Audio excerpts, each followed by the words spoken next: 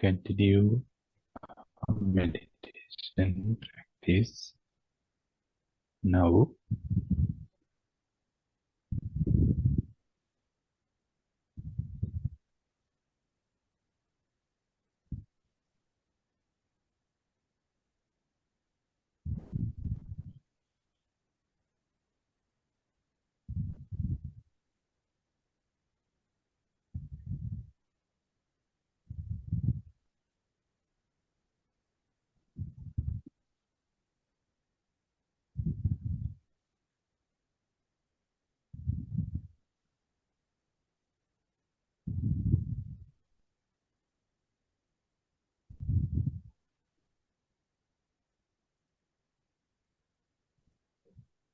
we know that the body is sitting here and now.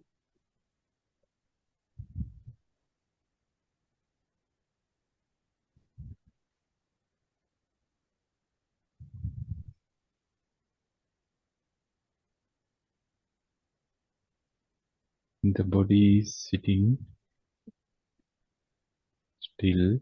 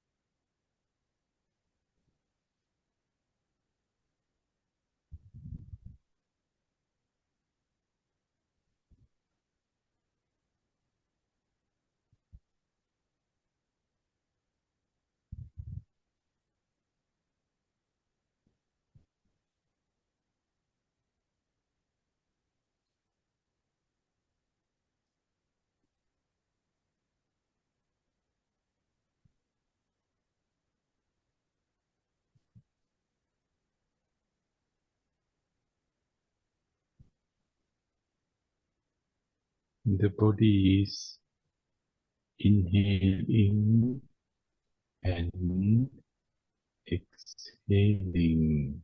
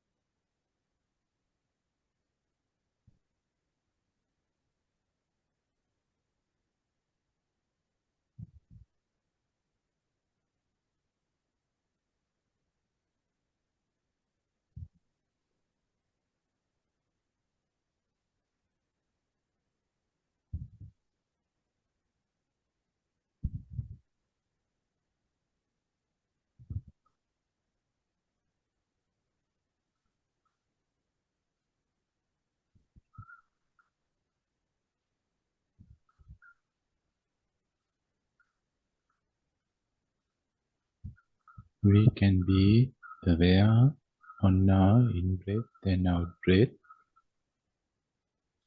We know now the body is inhaling or exhaling.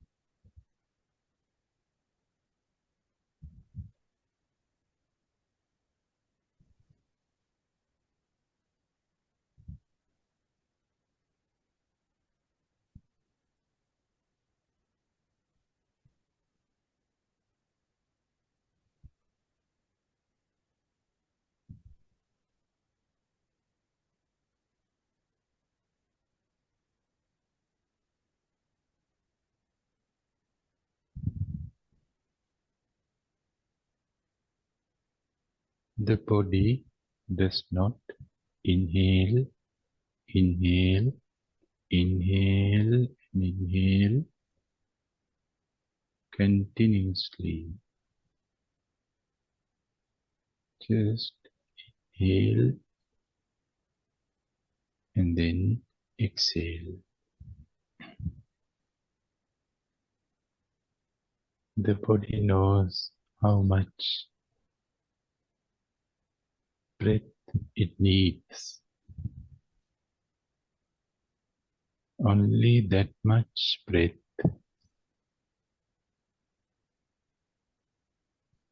The body takes only that much breathing.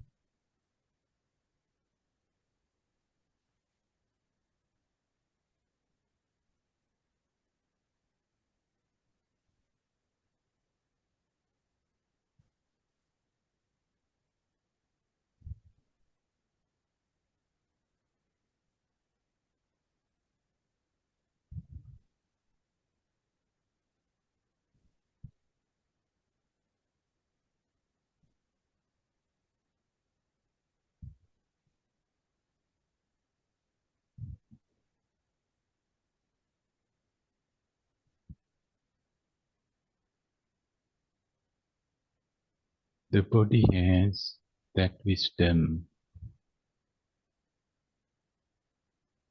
The body knows its limits.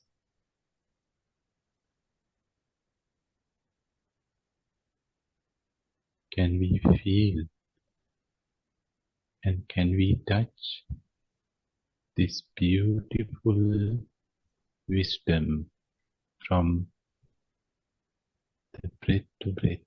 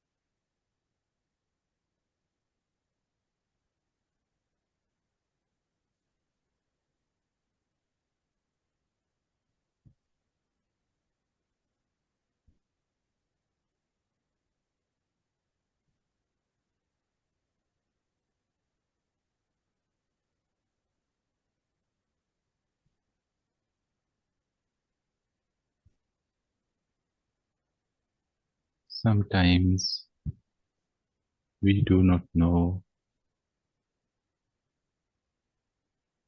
what is happening now, inhaling or exhaling, what the body is doing now, we do not know. Even we do not know that the body is sitting here still.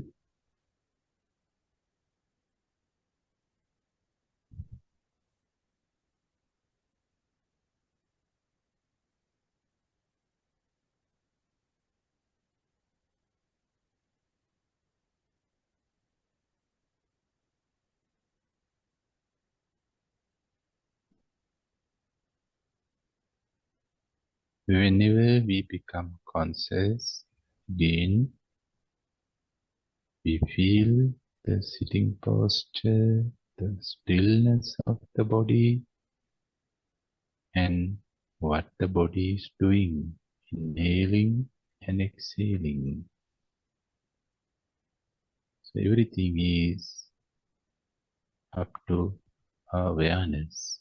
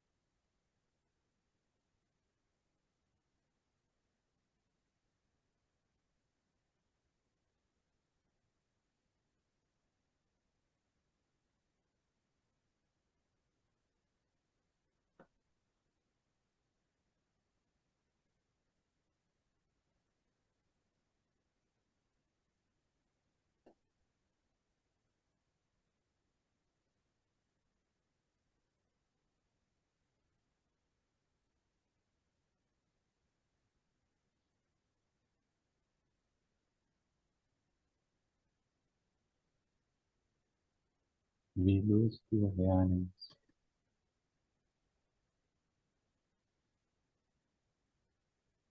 Then no ability to meditate, no ability to know what is happening, and no ability to be in the present.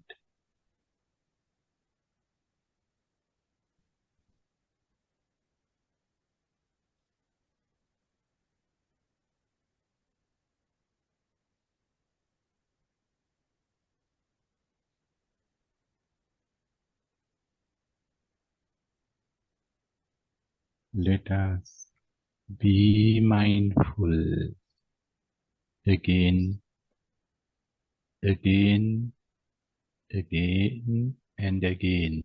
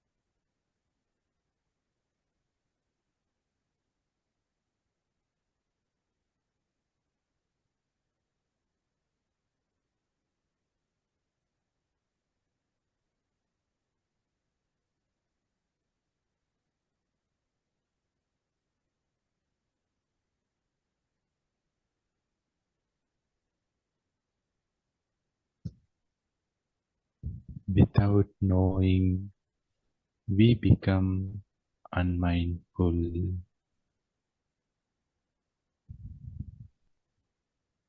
Then we do not know what is happening, where we are, what we are doing. But again, we can be mindful.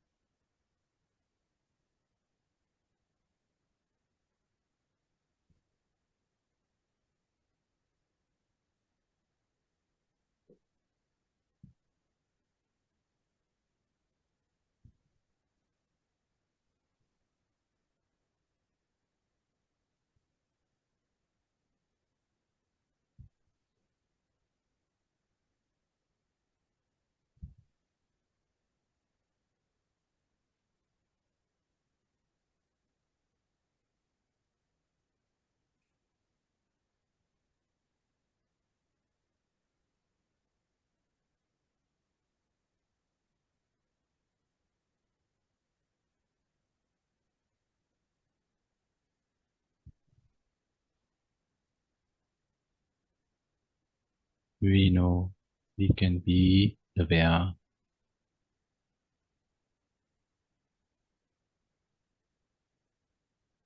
No one can disturb us. Nothing can disturb us. There is no barriers or obstacles and no limit.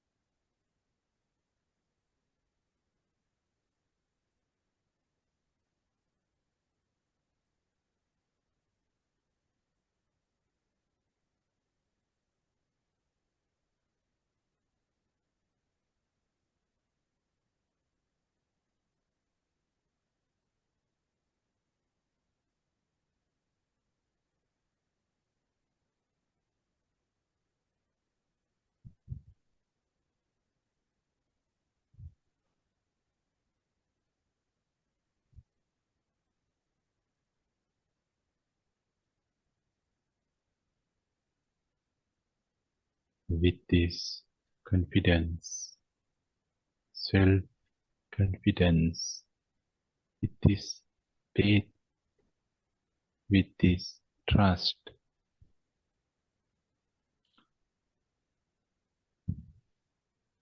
you may open your eyes now.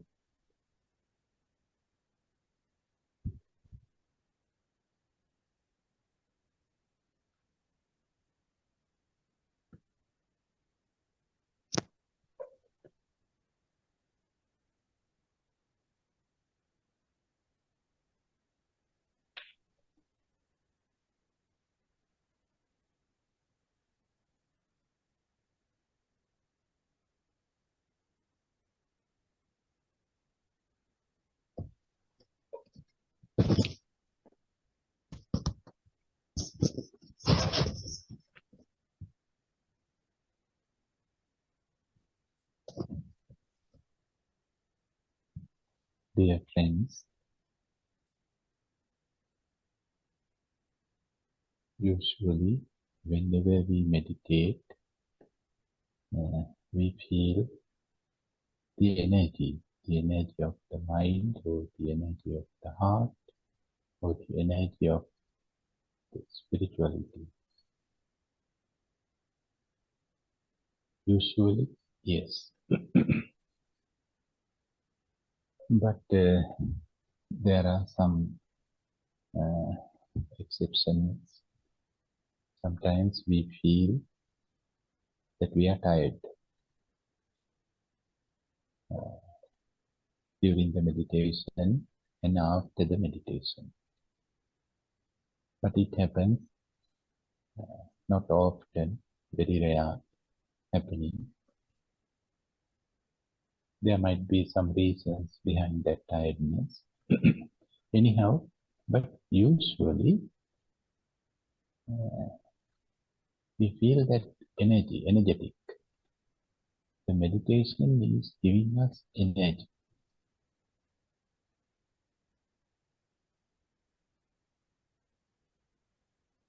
And when we do group meditation, we feel more energy than individual meditation. Again, sometimes one may feel that weak during the group meditation, but again, some reasons are behind that. But usually, mainly, mostly, we feel the group energy. Even today now, less or more, I think everybody is experiencing this group energy.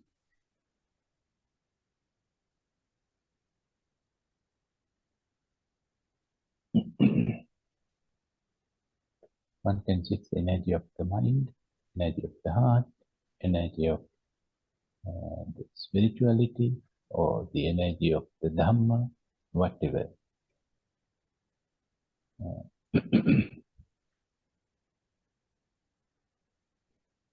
But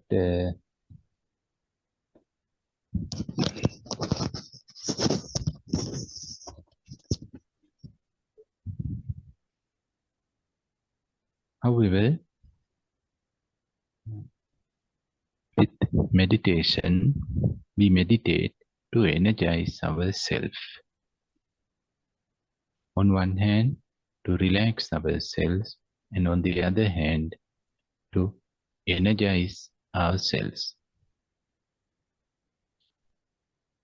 We meditate mainly for both, to relax and also to be alert.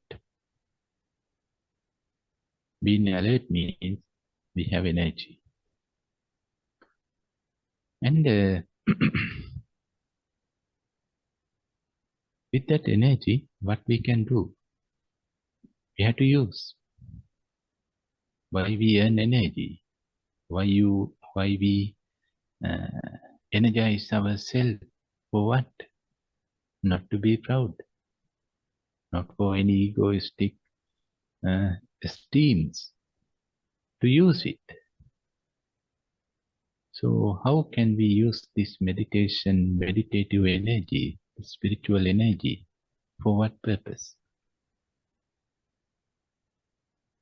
We can use it for many purposes.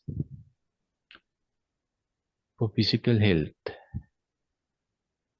we can use that meditation, the results of meditation, benefits of meditation, the energy of meditation for physical well-being. This is the first and very common and very simple way to use it. And also for psychological happiness. And actually the meditation is giving us these both benefits without asking, without requesting. If we meditate, just meditate, then we feel that the body is getting well,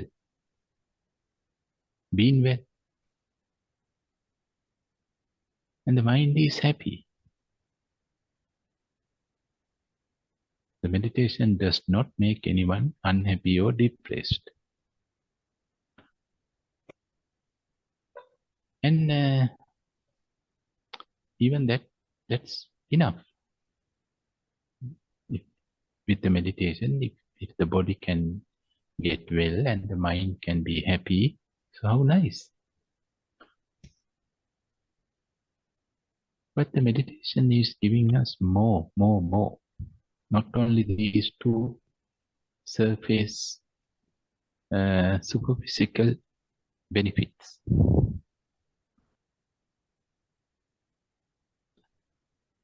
They are actually very physical. The both are very physical and very materialistic, even though the psychological happiness is very close.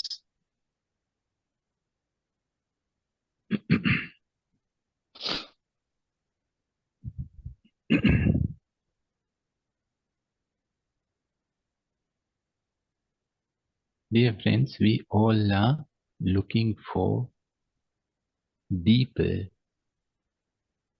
experiences and deeper benefits. Not only simply healthiness, physical healthiness and psychological happiness. What else? We all are looking for freedom. Freedom. This is one of the very basic human needs. Freedom. We all are looking for the freedom from our childhood time. Even maybe when were in the mother's womb. Freedom. And now, still we are looking for freedom. We are fighting for the freedom. We are fighting with others. They are fighting against us for their freedom. We are fighting with them for our freedom. And why we are so eager to the freedom? Why? Because freedom gives us everything what we need, more than the happiness, more than the physical healthiness. I mean, we want to live freely. Freedom means we want to live freely.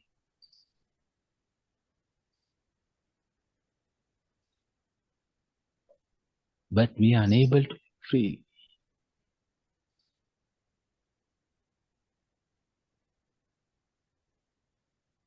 Everybody is looking for freedom. Everybody wants to live freely. But I think nobody lives free. Oh, very rare. Whatever complaints we make, behind every single complaint, this issue is there. No freedom, no freedom. We cannot do what we want to do. I cannot do what I want to do. This very basic element is there behind all of our complaints, issues.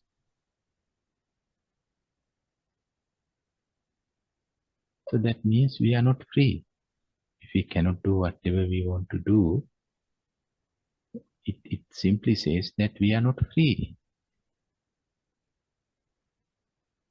And we think because of the society, because of the family, because of parents, because of children, because of the religion, the culture, the law, or because of the system, or because of somebody, because of the body, we cannot do whatever we want to do. Always we can find something to be blamed. Because of this, I am not free. I cannot do whatever I want to do freely because of this, because of this person, because of this law, because of this religion, because of this society culture, whatever, because of our parents, even though might be parents are not there now. So because of our childhood,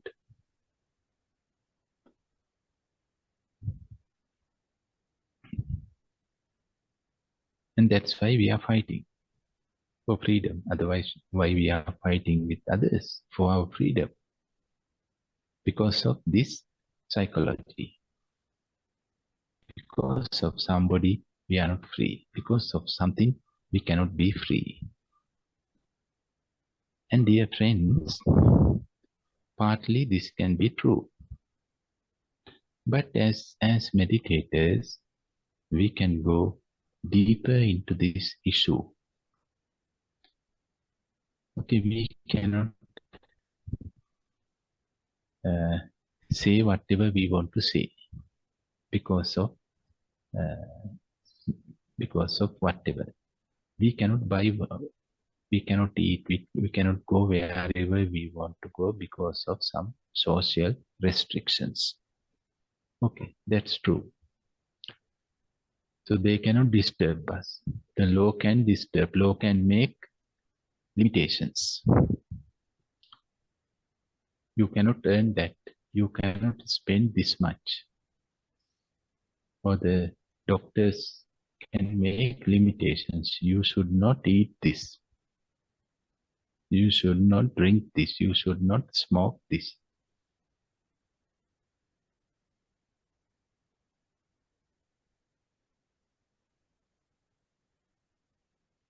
So, yeah, okay. So they can make some kind of borders around us. fences. So we cannot go beyond that borders, what the society has done. And we think therefore we are in a prison. We are in the prison. Our life is imprisoned because of this. So many borders are there. The family makes borders around us, neighbors. So we want to sing and dance loudly, but neighbors complain. Therefore, we cannot do it. So they make borders around us. You can do these things up to this, not beyond that.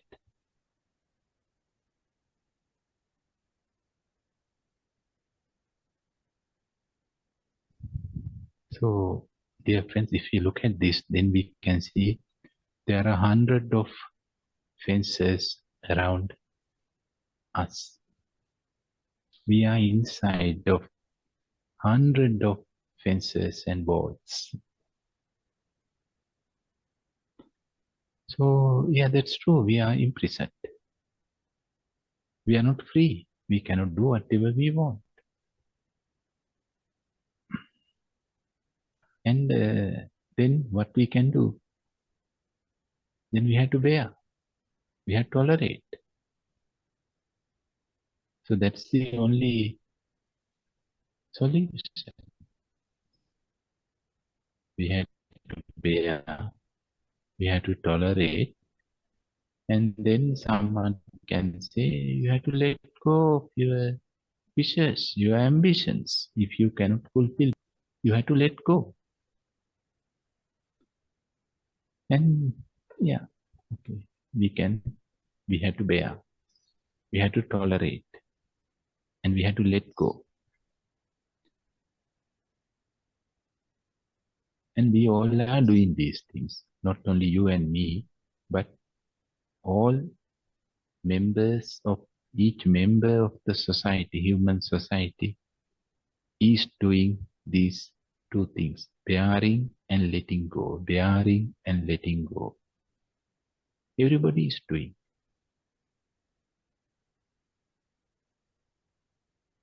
For how long? That's the problem. We cannot bear everything. We cannot tolerate everything. There is a limit. We cannot let go of everything, whatever we want to do. It's not possible. No one can do it. We can let go of certain things, some parts, but not everything. So we are tolerating things. We are letting go. And after a while, we come to our limit. We cannot bear it anymore. We cannot let go anymore, any longer. Then what happens? Then mainly two things can happen. The first thing, we become fighters. We want to change the society. We want to change the system. We want to change the religion, culture, everything. Fighters. Only few are becoming fighters, not everybody. And what happens to some of others? They become depressed.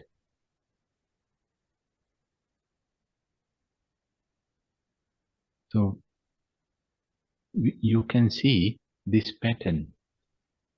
Why some people are becoming violent? Because they cannot tolerate anymore. And they cannot let go anymore.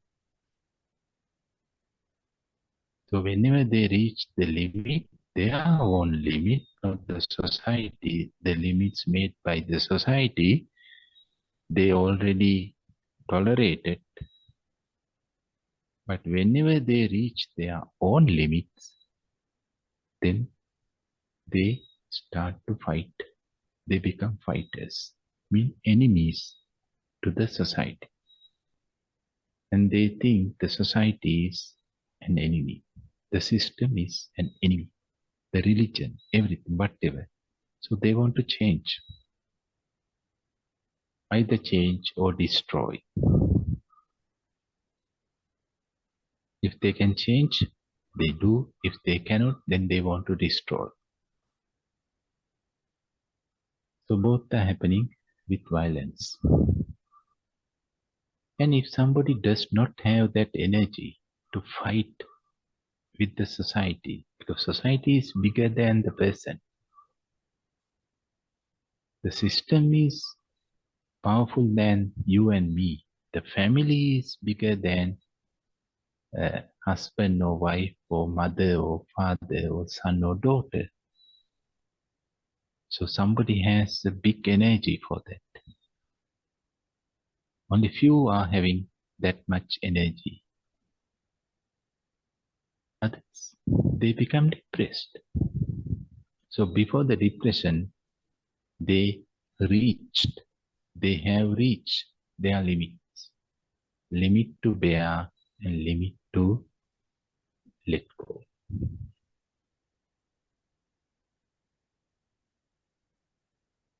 Then they don't fight with anybody. No depressed one fight with anybody. They don't. Why? Because they are innocent? No. They want to fight, but they cannot fight. They don't have energy for that. That's why they become depressed.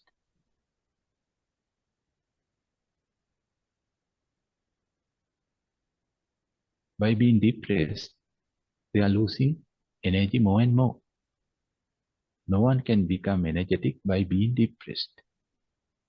It goes other way around.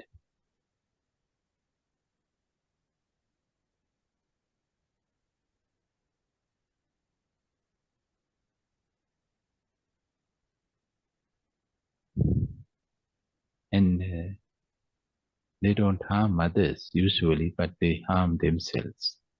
People who are depressed, they harm themselves.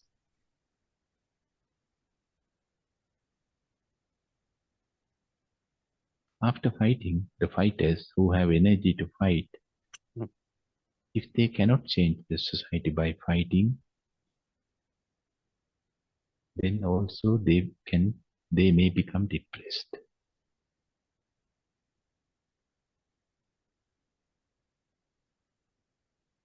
Dear friends, depression is a huge topic for today. And the immediate reason for the depression is that we face the limitations, our own limitations. Our own limitations are like a wall, and we cannot go further. We want to go further, but we cannot go further. We can, but that walls are invisible.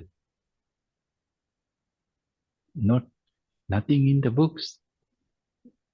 The limitations laid by the society is in the books.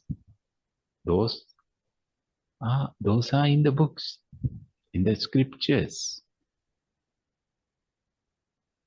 And very visible, everybody knows. But own limitations, not in any books. Invisible.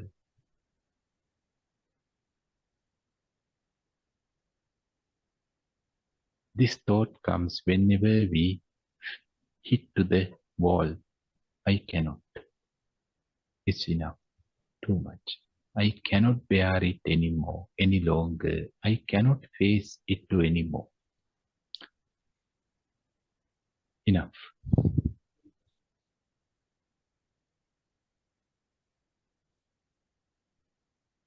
But I want, I want, but I cannot.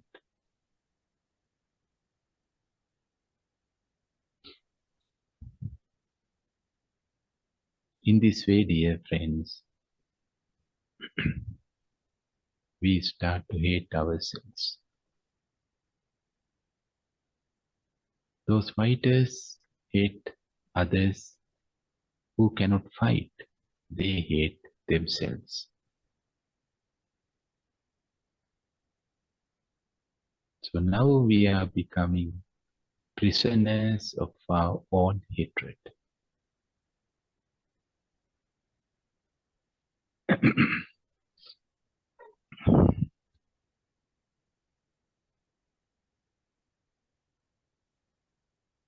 Dear friends,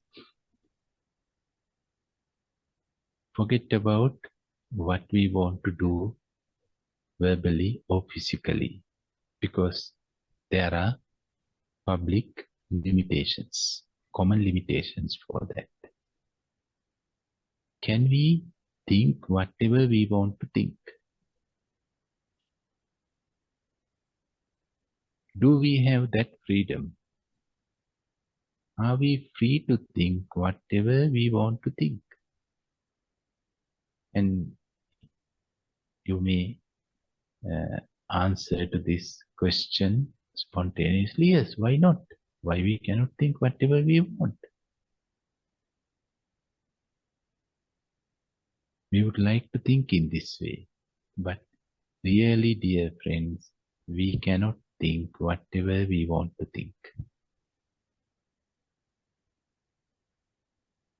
And we cannot think as long as we wish on whatever we want to think. We start to think on one thing, and we want to think on the same thing as long as we wish, but after 1 or 2 seconds, another thought comes, and then we completely forget about what we have thought just 1 second ago. And we start to think about the second thought. And we become so serious now.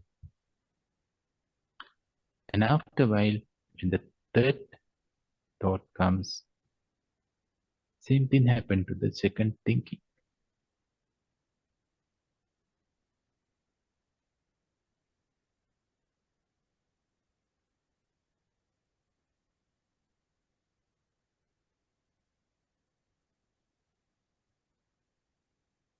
So no free thinking.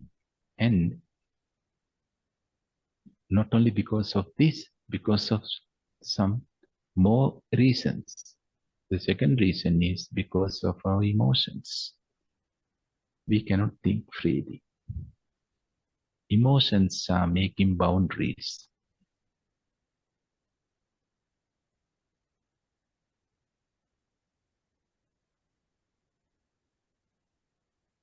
And the third reason is because of the pain. Whenever we are experiencing pain, physical or mental, then we cannot think whatever we want. Always that the pain is taking our attention. The first reason is no concentration. Lack of concentration, we cannot think freely. The second reason is because of emotions. The third reason is because of the pain. So they make huge limitations, boundaries around us, around our mind. Actually, they are mind-made. Emotions are mind-made. No concentration is also a result of our mind. And pain, again, mind-made. So the interesting thing is the mind itself makes fences, walls for own mind.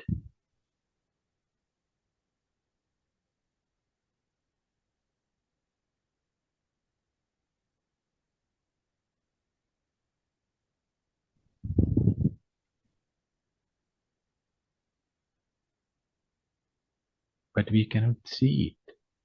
We think this is the nature.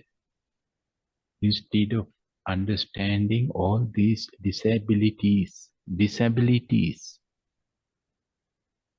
are made by the mind, instead of that we think they are born nature, inborn nature. Wandering mind is an inborn nature. And emotions are inborn nature. Pain is an inborn nature. Nothing can be inborn natures, dear friends. All are mind-made, made by the mind.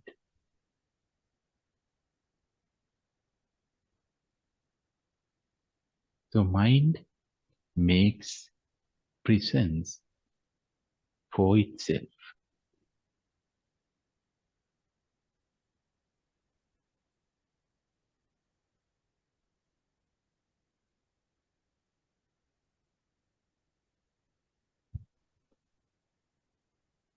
And then mind wants to fight. By fighting, by being more and more emotional, by creating more and more pain, by creating more and more thoughts, what can happen to the mind?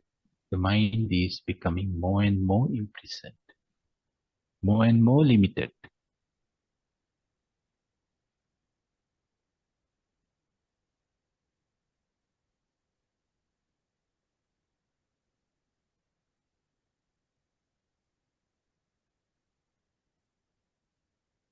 And therefore, that mind thinks, I cannot do. Whatever new idea comes, whatever new path appears, the very first reaction which comes from that type of mind is, I cannot, I can't, not for me. Maybe others can do, but not for me, I can't do. Why this common thought comes from our ordinary minds? Because it is imprisoned.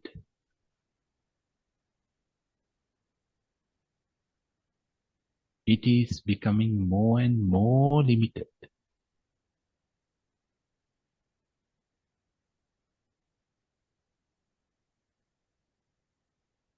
I cannot meditate. I cannot do yoga. I cannot sit. I cannot concentrate. I cannot be alert. I cannot.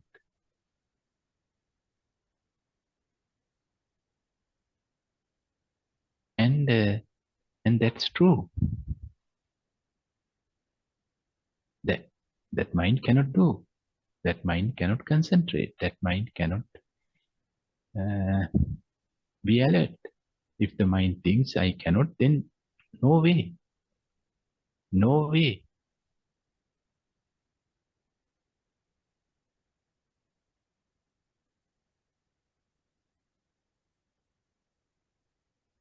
And dear friends, this goes as a vicious circle.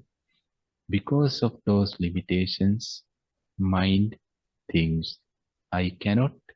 Because of this thinking, I cannot, it becomes more and more narrow, more and more small, more and more limited. And when everything becomes more and more limited, then more and more this thought comes, I cannot, I cannot, I cannot. It goes around.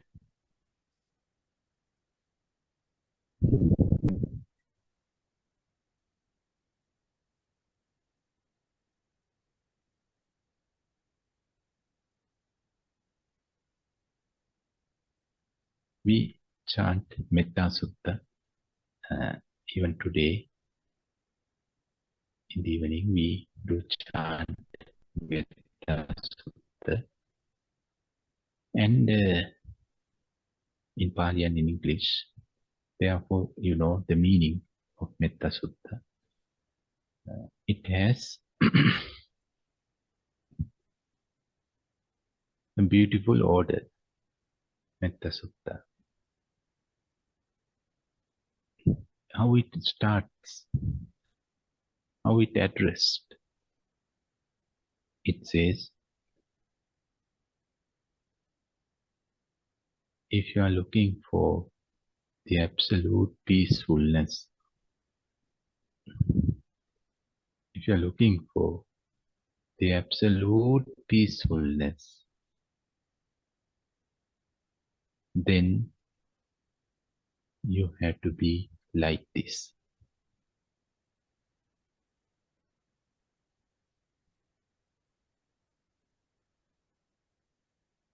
So like this means it gives us 14 qualities.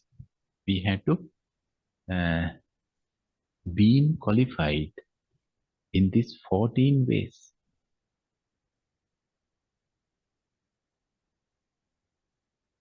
So it doesn't come freely. The absolute peacefulness does not come freely.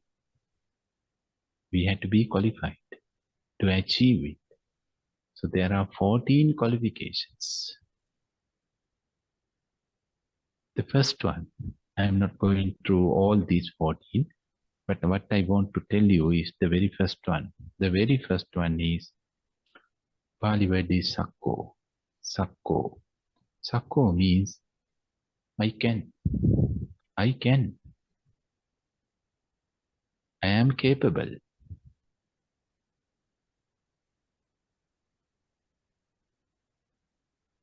So it's a journey. This Metta Sutta is showing us a path, a beautiful path, a beautiful journey. This is the first step. I can. I am capable. Sakko. It is possible. That's the first step.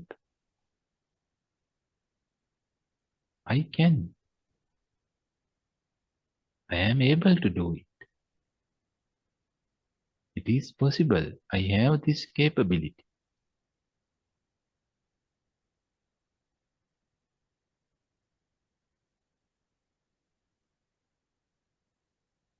And the modern world says positive thinking. Positive thinking. Be positive, not negative. And that's true. It is possible. Free thinking is possible.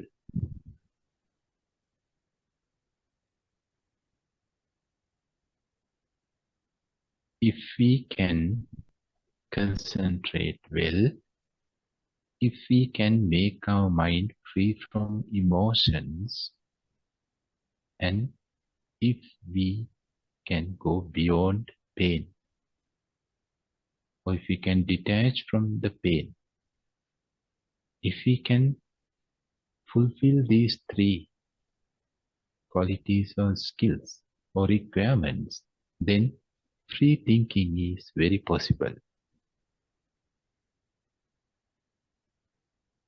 If we can concentrate, if we can keep our concentration up to certain period of time and without being emotional, and if we are free from pain, then free thinking is very possible. So what we have to do for free thinking? We have to train our mind to concentrate. We have to train ourselves to not to be emotional. And we have to train ourselves to not to go inside of any pain,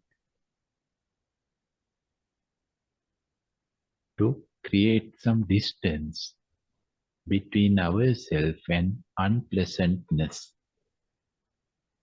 whatever we experience. So these are the main meditation practices. Sorry.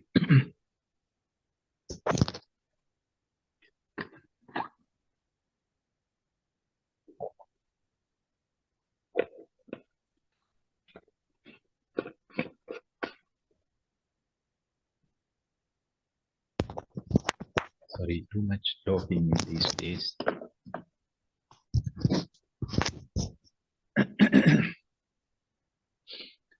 So meditation means, dear friends, we have to do these three things. We had to not to go closer to any pain, any unpleasant experience. And we should not be emotional. And the third thing, we had to cultivate some amount of concentration.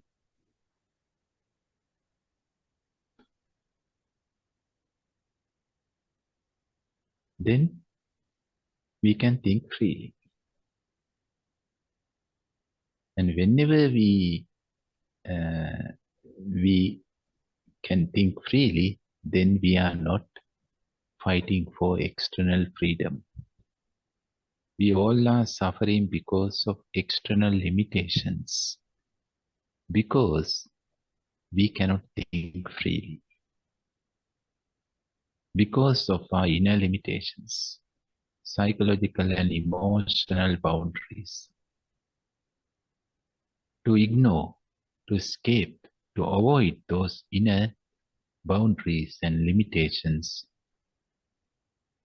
we fight against outer limitations.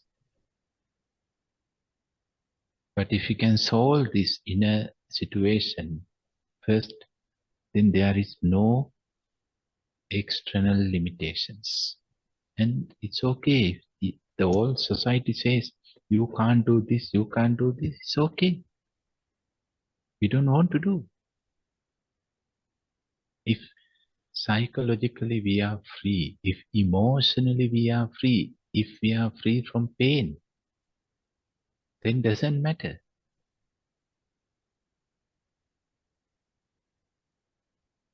I have heard this story when the Alexander the Great emperor, when he when he came to India and completely whole India surrendered to him, not all India, half part of the world. And then he wanted to bring a yogi to Greece, to his own country, because he promised to his teacher. He asked this question from his teacher, I am going to India. What do you want from India? Then the teacher said, I would like to see a yogi. Because no yogis in Greece. Greece has philosophers, politicians, artists, musicians, everybody, except yogis. So after ruling India, he asked some of his soldiers to say, go and bring us yogi, because India produces thousands of yogis. But because of the war, difficult to find a yogi. And at last they found the yogi. And the soldiers said, you must come with us. And the yogi said, no, I am not going anywhere. No, you must come. Again he refused. He said, no.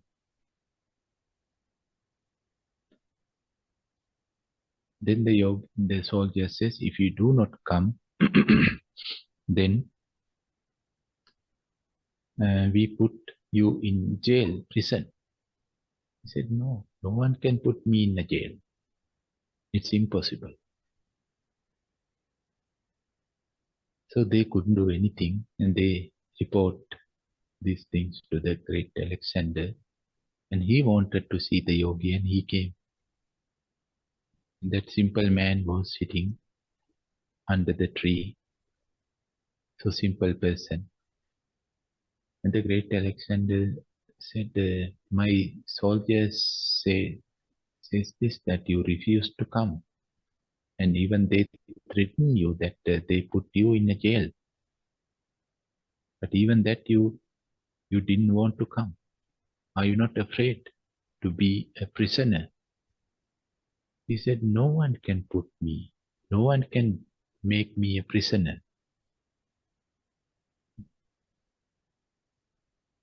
I was in a prison. I was in a prison.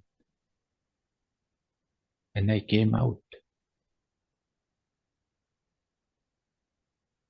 And the Alexander asked, in which prison?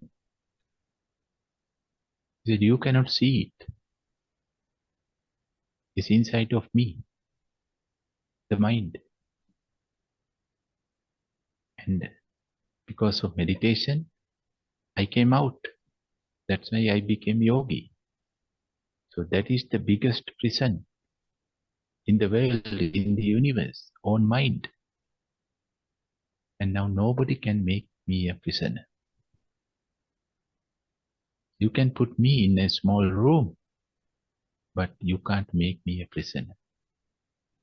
No one can make me imprisoned. Then the soldiers say, we cut you now with our knife, with our sword. We can cut you, and we can see how your body is falling apart. The yogi said, okay, you can, when I can also see how my body is falling parts while you are cutting, because I am not inside of the body. I am also free from the body, free from pain.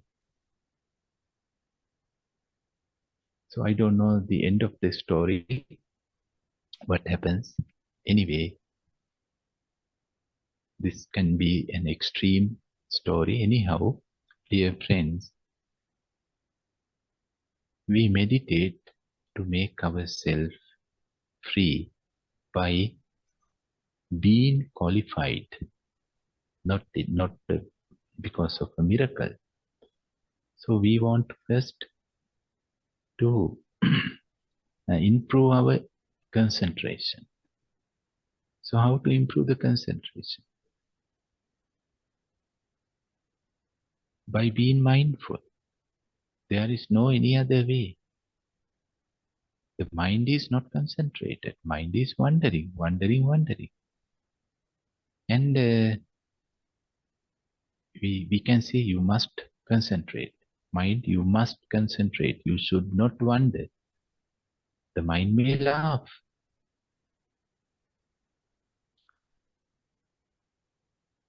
So instead of ordering, what we can do is we have to be mindful. We have to be aware. We have to be conscious. So whenever we become conscious and mindful, when the mind knows that we are mindful, then the mind does not wander. The mind wanders because of our unmindfulness, unawareness. So we have to take that responsibility. That's why I said this is not an inborn nature. The wandering mind is not the inborn nature of the mind. Because of our unawareness, unmindfulness, the mind is wandering. poor mind.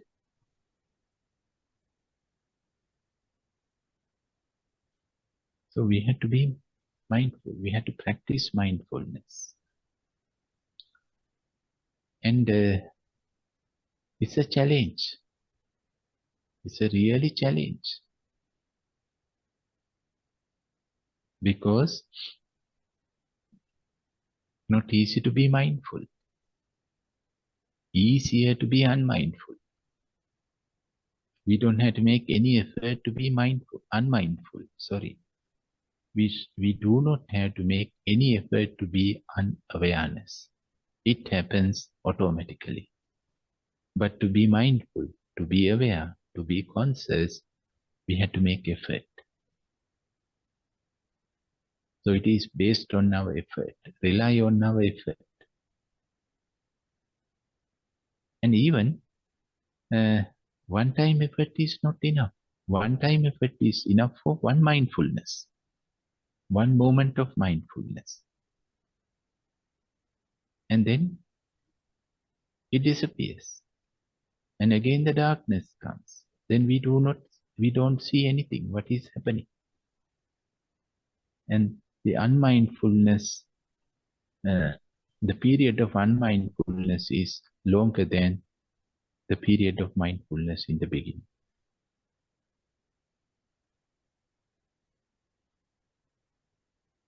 So again we have to make effort. With effort again, we can be mindful. And the interesting thing is, we become fed up because of this effort. That's why some people, or sometimes we become tired because of meditation, because endless effort. Again and again and again, we have to make effort to be mindful. And we don't know how many times. There is no limit for this. Fortunately, no limit. Everything has limits. To enter passwords, the phone says you have 5 times, 5 chances, or 10 times. To enter your password for bank, you say only 1 time. But to be mindful, to make effort to be mindful, we have unlimited chances, unlimited opportunities. No limit. Fortunately.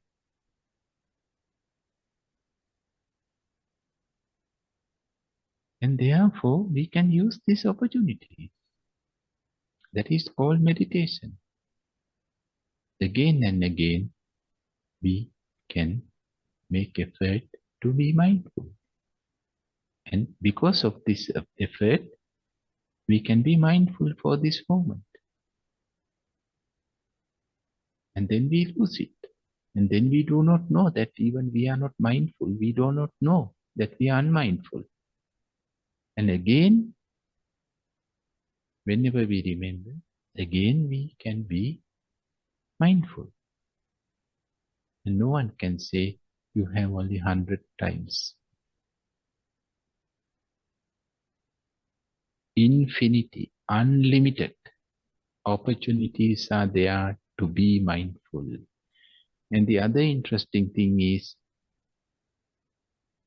we can be mindful on everything. Whatever is happening around us, we can be mindful. Good or bad, nice or bad, pleasant or unpleasant, beautiful or ugly, positive or negative, no matter whatever is happening, we can be mindful. Again, no limit for that. No restrictions. And whatever happening is inside, we can be mindful.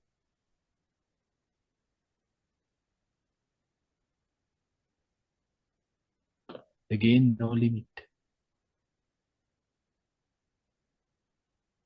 So with the mindfulness, with the awareness, we can experience something unlimited. First time in our life, we experience something unlimited.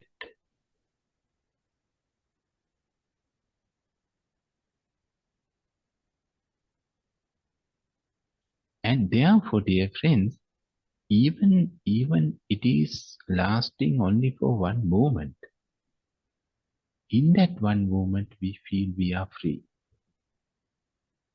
In that 1 second, you feel that you are free.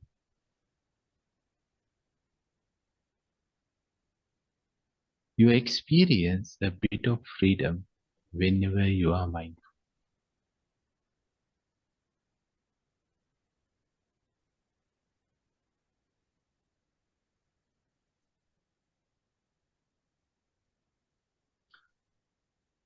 And the last thing, I would make it shorter. The last thing, we have list what we can do, what we cannot do. And we think the list is very fixed, concrete list.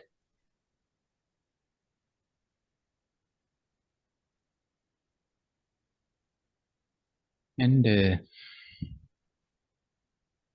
why you can't do this? Then we say we tried, but we couldn't do it. That's why we say we can't, and that's true. We may try for a couple of times and then not possible. And then we think, I can't do this. I can't do. I don't have that ability.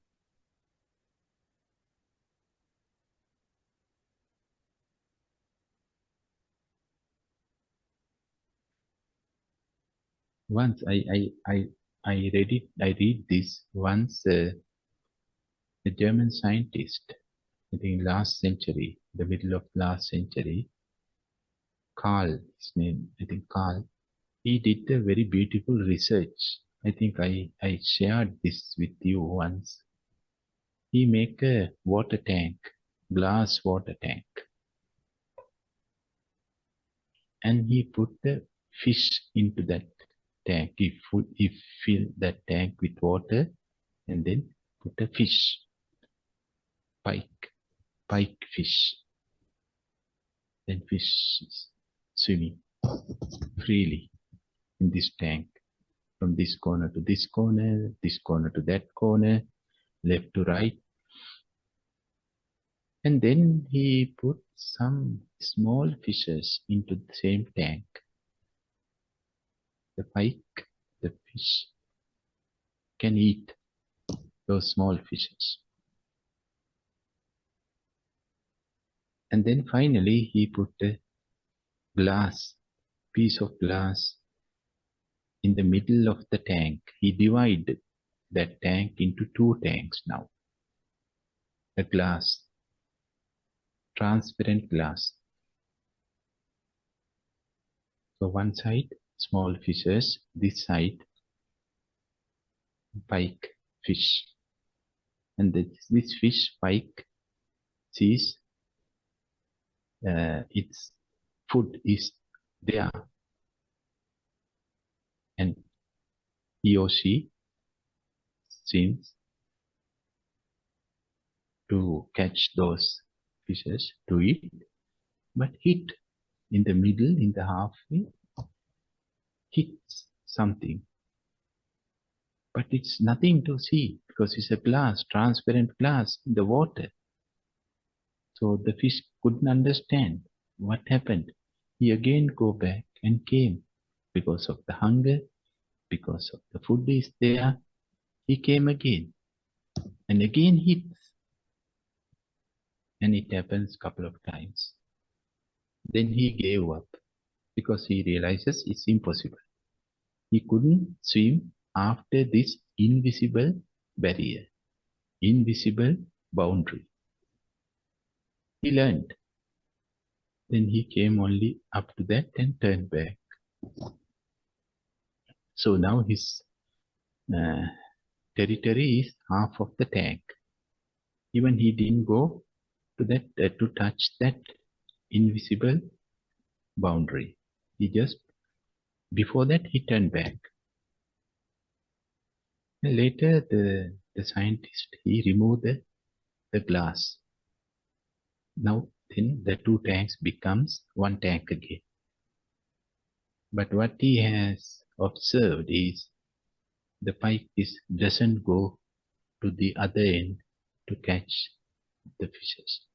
Only go halfway and turn back, halfway and turn back.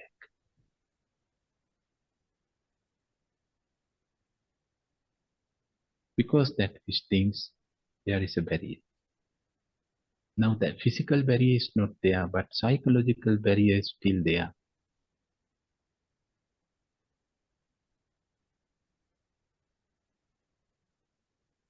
So when we try for something for one time or two times or three times, and if we cannot achieve it, then we think we cannot. And then we give up.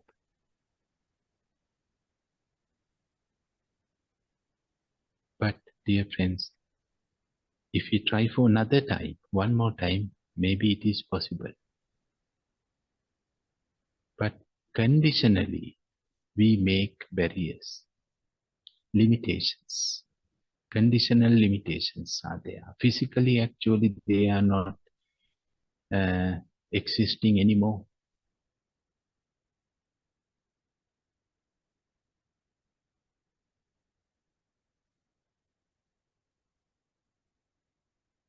With meditation, we can realize this, how many conditional, psychological, conditional barriers that we make because of past experiences. Yes, the past things hit us. That's true. And it was painful. But it's past. Maybe present is different.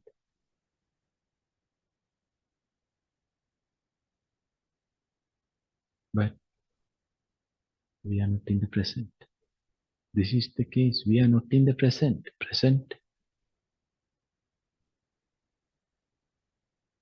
The mind is still in the past. The mind which is still in the past is very limited.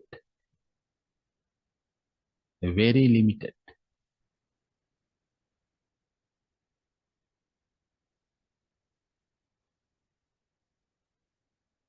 And that's why the meditation says this. Always think this is the first time that we are going to do this. First time, not the hundred of times. Not the third time, not the fourth time, not the last time. The first time we are going to do this. With this attitude, we can make ourselves free from past conditions. Kids, they try everything.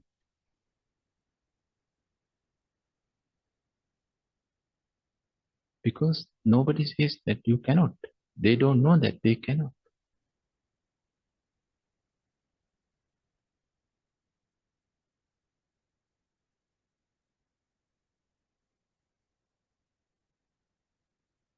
So this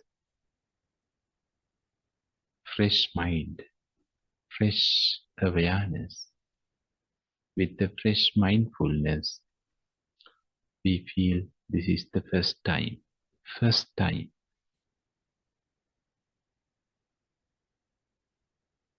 And then maybe we can, maybe we cannot. But again, next time we can see first time.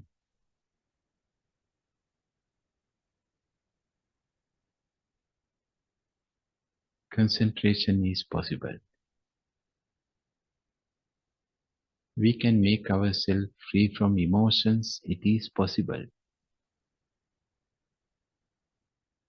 We can come out from painful experiences. Is possible. All are possible if we think this is the first time. Each time if we think this is the first time, then we can use our full energy for that.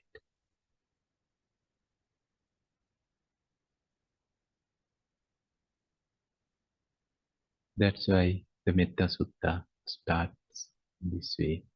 Think it is possible. It is capable. You have this ability.